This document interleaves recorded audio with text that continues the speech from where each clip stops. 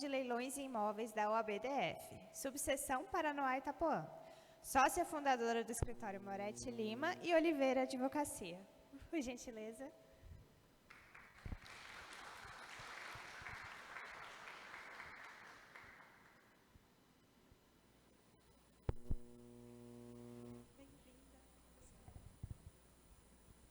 Boa tarde. Pessoal, primeiramente eu gostaria de agradecer o convite e a organização desse evento, ao IFB Planaltina, a professora Fernanda, a Samila, a Sara. A gente estava conversando aqui nos bastidores, eu imagino o trabalho que é para deixar o evento assim tão maravilhoso, então muito obrigada e parabéns também pela organização. Bom, o intuito dessa palestra não é uma palestra longa. Eu quero abordar pontos muito essenciais de contratos com vocês, que acaba sendo muito rotineiro, então é sempre interessante a gente entender um pouco mais sobre segurança jurídica, tá?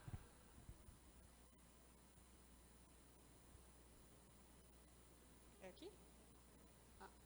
Bom, a Samila fez uma apresentação, eu sou a doutora Jennifer Moretti, eu sou advogada especialista em direito imobiliário, estou como presidente da Comissão de Leilões de Imóveis da OAB Paranoá e Itapuã.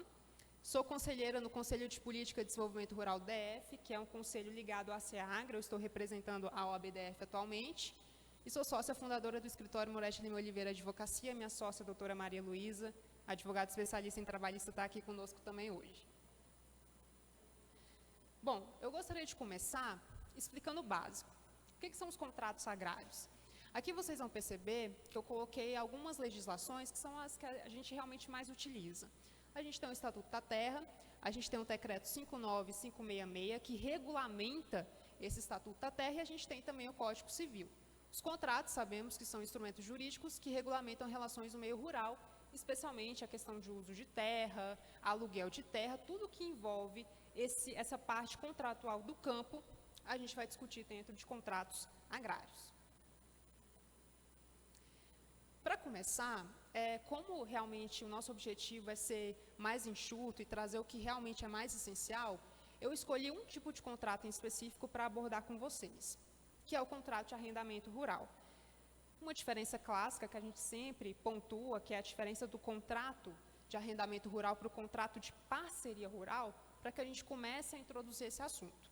Bom, a parceria rural, ela funciona como uma sociedade. Então, eu sou uma produtora rural, eu entro num consenso com o dono da terra e a gente vai dividir tudo. Riscos, lucros, tudo isso é dividido a uma sociedade.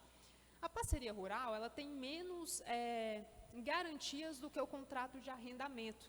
E a gente vai perceber, quando eu começar a apresentar para vocês, o entendimento dos tribunais sobre esse tema.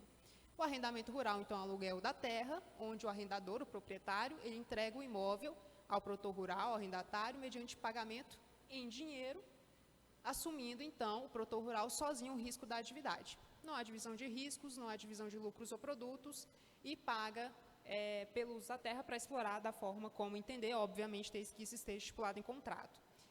E, no momento que eu escolhi falar sobre tema, nesse evento, foi pensando que, dentro do campo, a gente ainda tem muito a questão de contratos verbais, né? Há muito essa questão da confiança, boca a boca, o que, lógico, é um costume, mas que a gente precisa sempre trazer o máximo possível para o contrato escrito.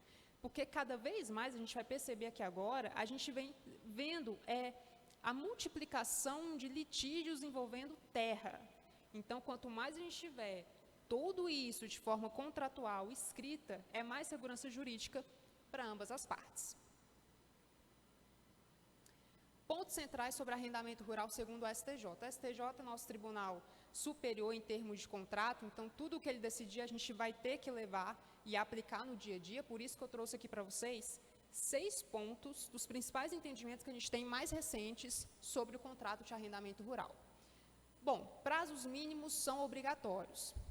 O contrato de arrendamento ele pode ter 3, 5 ou 7 anos de duração e de vigência, vai depender. Se a gente está falando de uma produção de pequeno porte, 3 anos.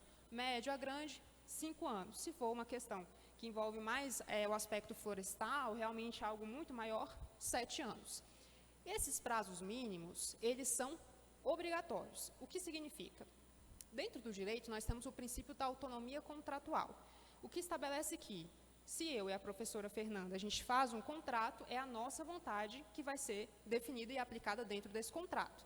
Se eu levo esse contrato para a justiça, o juiz vai olhar, elas decidiram isso, então é isso que vai acontecer. Só que aqui a gente tem uma diferença.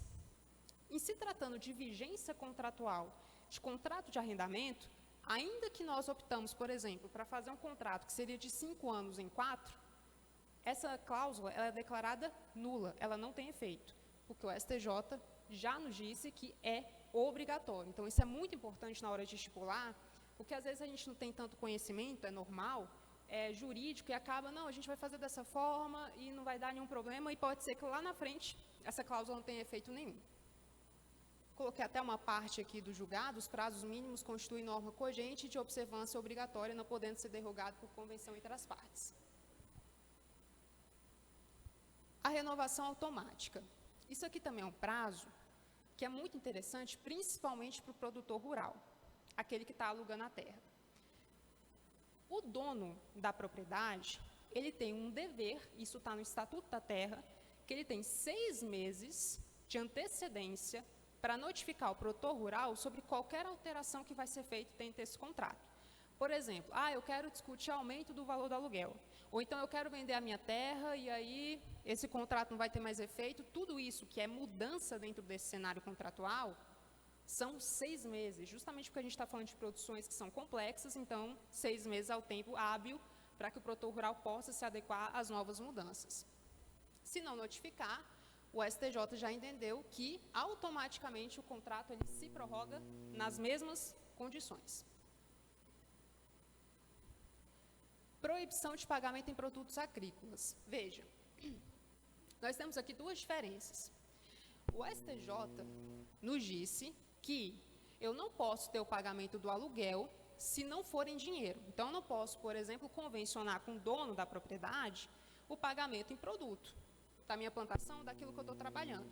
No entanto, se eu tiver que cobrar alguma coisa em virtude desse contrato, o dono da propriedade ele está autorizado a receber como forma de pagamento aqueles produtos. Então, é só um momento, tá?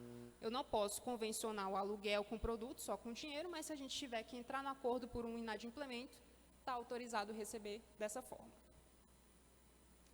Direito de preferência. Eu acabei de mencionar a questão dos 6 meses de antecedência que o dono tem para notificar, e é interessante que essa notificação seja escrita, tá? Para realmente ser comprovado. Um e-mail, um WhatsApp, o STJ já está bem flexível com relação ao meio em que essa notificação pode ser feita. Ele tem 6 meses para notificar o produtor rural, certo? Então, por exemplo, se ele quer vender essa terra, este produtor rural, obviamente, ele tem um direito de preferência. E quando a gente olha para o Código Civil, se esse direito de preferência não é exercido, a gente tem alguns prejuízos ao dono que não ofereceu a preferência. Então, por exemplo, se o produtor rural quiser pagar a terra, pagar pela terra, ele deposita o dinheiro em justiça e a terra vai ser dele, e aí o dono vai ter que se virar com quem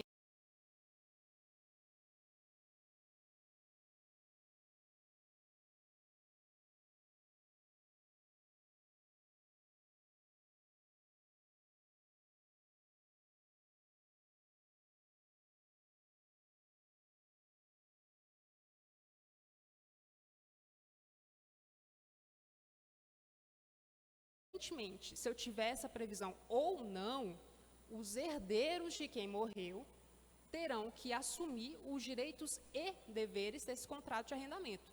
Justamente por quê? Porque a gente está falando de uma atividade rural complexa. Eu preciso garantir que essa atividade ela seja estável.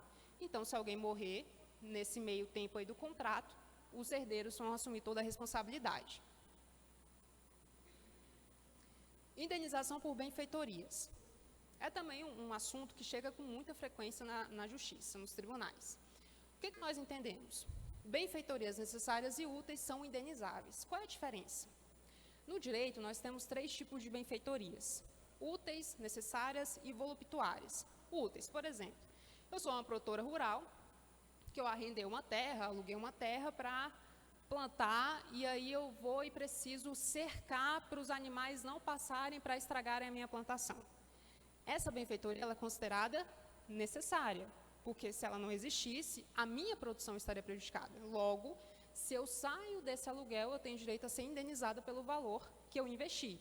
Útil, criei um galpão para guardar alguns utensílios, ou até para deixar o meu pessoal ali para se preparar para o trabalho. Útil. O que é voluptuário, que é só para enfeitar, essas benfeitorias não são indenizáveis.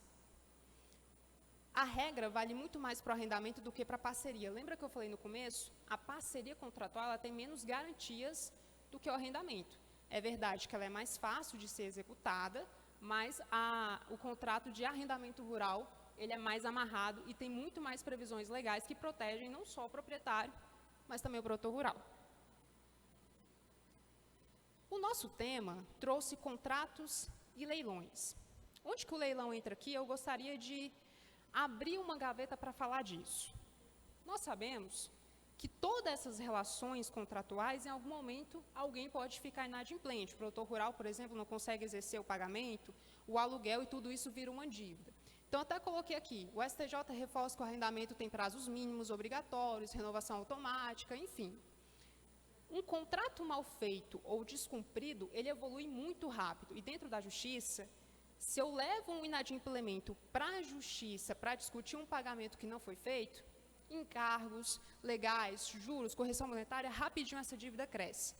E se a parte que está devendo não realiza o pagamento, ela pode ter o seu patrimônio, que muitas vezes são imóveis rurais, penhorados para o pagamento da dívida. E muitas vezes eles são penhorados mediante asta pública, leilão. Compreender o arrendamento é compreender como evitar que a propriedade ou o patrimônio do produtor acabe em leilão. Especificamente, eu trouxe um entendimento do STJ que é muito interessante, porque quando a gente olha para a história dos precedentes da jurisprudência, cada vez mais nós vemos uma relativização daquilo que antes era garantido. Então, por exemplo, a gente a vida inteira ouviu que bens de família é bem penhorável. Então, se eu tenho um imóvel, nunca ele vai ser penhorado. Hoje, a depender das circunstâncias, da natureza dessa cobrança, ele pode sim ser objeto de penhora para o pagamento da dívida. Não, de forma diferente, o STJ entende, por exemplo, que é possível a penhora e o leilão de imóvel gravado com alienação fiduciária, o que também é muito comum na nossa prática. Então, por exemplo, eu quero comprar um imóvel rural e eu financio com o banco. Se eu tenho uma dívida, mesmo que este imóvel esteja alienado fiduciariamente, o que significa que a propriedade ainda não é minha, vai ser quando eu terminar o pagamento, este imóvel pode ser penhorado pelo meu credor. E aí eu perco esse imóvel, eu perco os direitos sobre o contrato. Isso acontece também quando tem uma cobrança de dívida condominial, por exemplo. Ali tem um RESP, é uma decisão de 2023. Por que isso importa para o produtor rural? Dívidas vinculadas ao imóvel, citei exemplo, condomínio rural, loteamentos, taxas de manutenção ou obrigações coletivas podem levar o bem a leilão, mesmo com a alienação fiduciária registrada. O credor fiduciário ele faz parte desse processo, então ele se manifesta e ele consegue entrar no lugar do alienante. Pessoal, são algumas considerações realmente essenciais, que eu acredito que seja muito pertinente que vocês entendam como que isso funciona, trazer a justiça efetivamente para uma compreensão muito mais didática. Esse é meu número profissional, eu me coloco à disposição e mais uma vez eu agradeço pela atenção de vocês.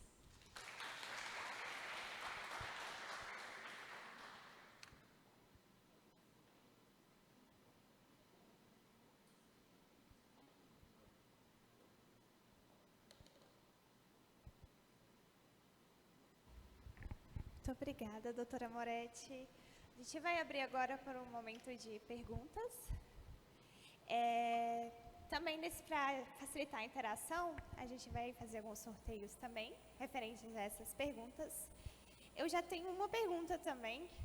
Em que momento essas benfeitorias que foram feitas, elas não podem ser pagas dentro da propriedade? Por exemplo, quando as voluptuárias não forem autorizadas. Lembra que eu falei que são 3 tipos de benfeitorias, úteis, necessárias e voluptuárias. Por exemplo, eu fiz um investimento na terra que foi só para enfeitar. Sei lá, coloquei uma cerca que talvez nem precisava.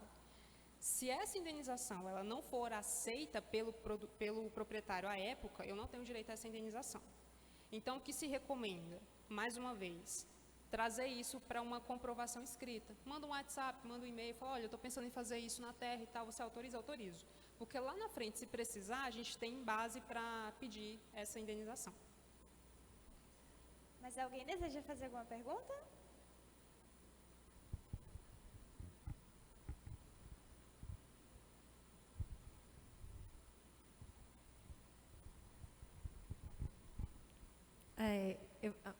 Tá alto. Existe parâmetro do valor desse contrato? Assim, um valor mínimo para arrendar determinado tipo de atividade? A justiça tem alguma delimitação disso? É ótima pergunta. Especificamente sobre o valor, a justiça não coloca em modelos, em parâmetros. A única coisa que a justiça coloca é a questão do prazo e da natureza daquela produção. Então, independentemente do valor, se a produção ela é considerada, por exemplo, de pequeno porte, necessariamente ela entra em 3 anos. Ainda não tem algo no sentido de valor.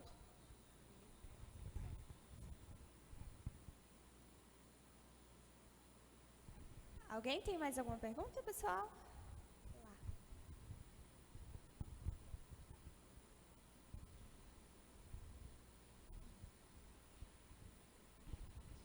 Boa tarde.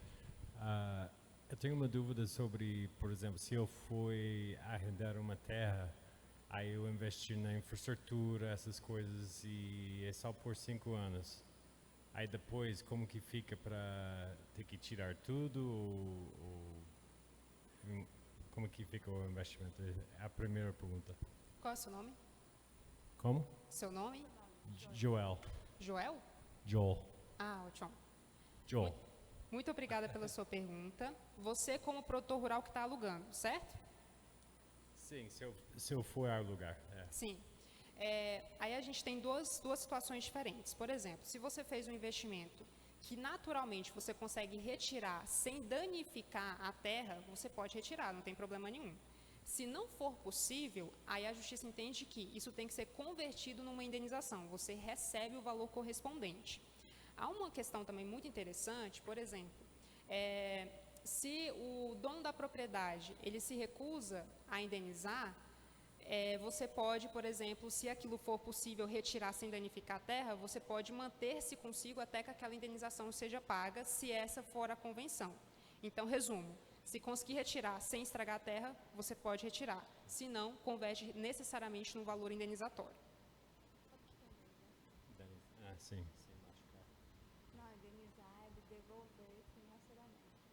Tá, entendi. E a outra pergunta que eu tenho é sobre se eu tenho uma terra, eu alugo para alguém e ele vem e eu tenho um nível de trabalho tipo orgânico, além de orgânico, ele suja tudo. Como que fica quem é responsável para danificações? Danos. Eu entendi. O que a justiça entende no geral, tá? Eu vou falar no geral porque já eu vou para a especificidade. Quem fez é quem tem que cuidar do dano que foi causado. Então, no caso, seria quem está alugando que deixou aquele dano ali. O que eu, como advogado, oriento? Dentro do contrato, principalmente a depender do tipo de cultivo, de produção que eu vou ter, é interessante que a gente deixe isso esclarecido. Por quê? Eu estou falando de uma regra geral. Justiça, cada caso acaba assumindo uma roupagem diferente. Então, se a gente tem isso dentro do contrato, melhor ainda, porque a gente reforça a regra geral de quem fez é quem tem que cuidar desse dano. Ok? Mais uma pergunta aqui. Boa tarde. Boa tarde. Sou Domingos, sou estudante de agroecologia aqui do IF. A minha pergunta é assim, no caso da prorrogação do contrato, a falta do aviso para a prorrogação do contrato, ele se torna automaticamente por prazo indeterminado ou ele se prorroga pelo período igual à locação anterior? Pelo período igual, muito obrigada pela sua pergunta, período igual à da locação anterior. O que a gente tem de previsão nesse sentido de tempo de prorrogação? O Estatuto da Terra, lá no artigo 21, ele fala o seguinte, se eu não tenho, por exemplo, se eu tenho um contrato de 3 anos e eu não tenho uma renovação, somente para ele é considerado de forma indeterminada, nessa ausência de previsão dentro do contrato. No mais, se eu tenho uma prorrogação nesse sentido, eu não vou pelo prazo indeterminado, eu vou pelo prazo anterior e inicial da locação. Por que a Justiça entende isso? Porque a gente está falando de uma produção complexa, dentro do campo rural. Se eu colocar por prazo indeterminado, isso gera para o proprietário uma onerosidade que a gente considera excessiva. Por isso a lógica vai ser no antigo tempo, no antigo período de vigência do primeiro contrato.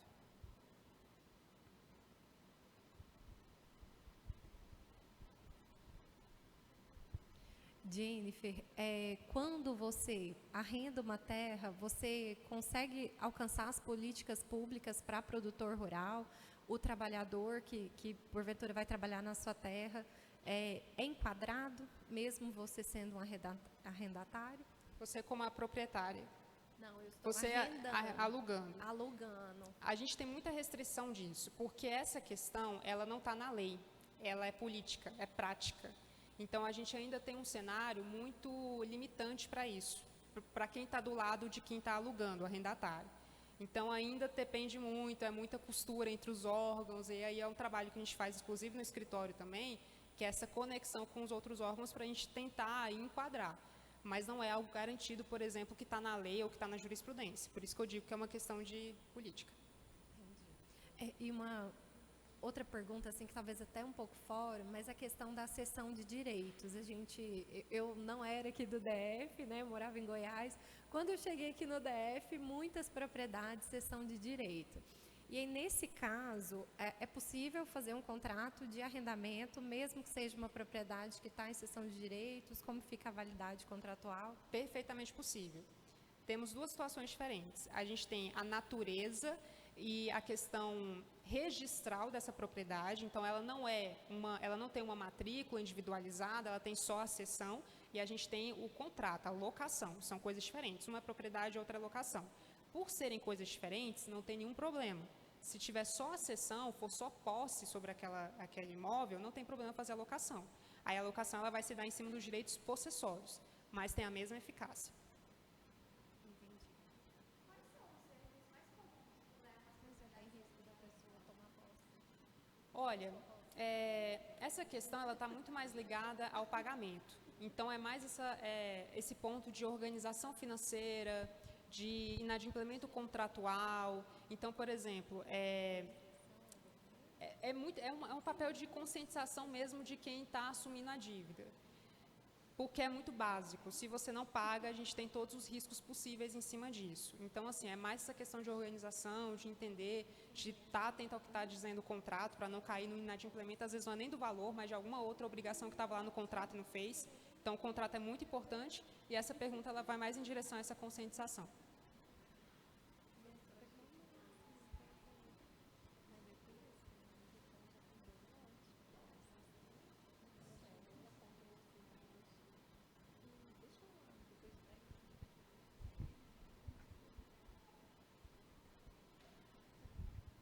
Temos mais alguma pergunta, pessoal? Tem mais uma lá.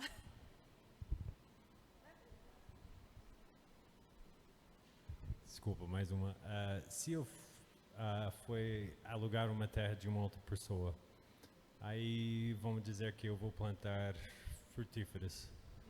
Aí depois de, vamos dizer, 7 anos, a minha esposa ela falou agora que eles só podem mandar você ou cancelar o contrato 6 meses antes dos 7 anos, né?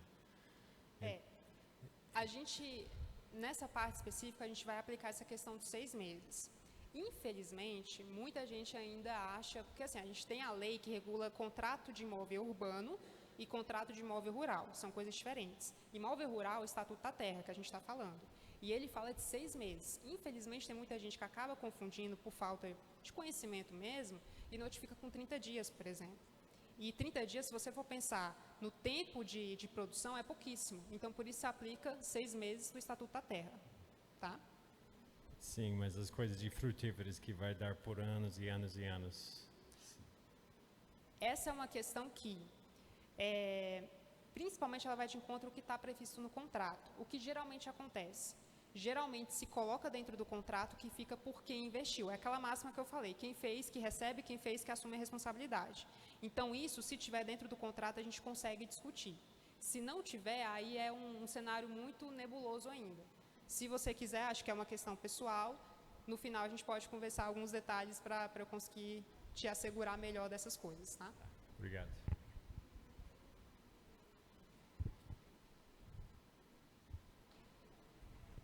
Agradecemos imensamente sua Obrigada. presença aqui hoje. Muito Temos obrigada. ali uma lembrancinha da nossa comissão.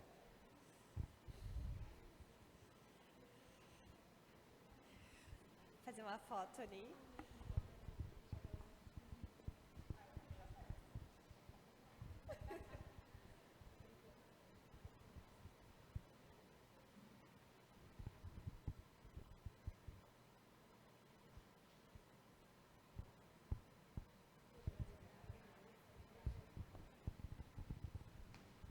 Pessoal, agora, para participar do nosso sorteio, a gente vai gerar um QR Code aqui. Vocês têm que entrar, se cadastrar.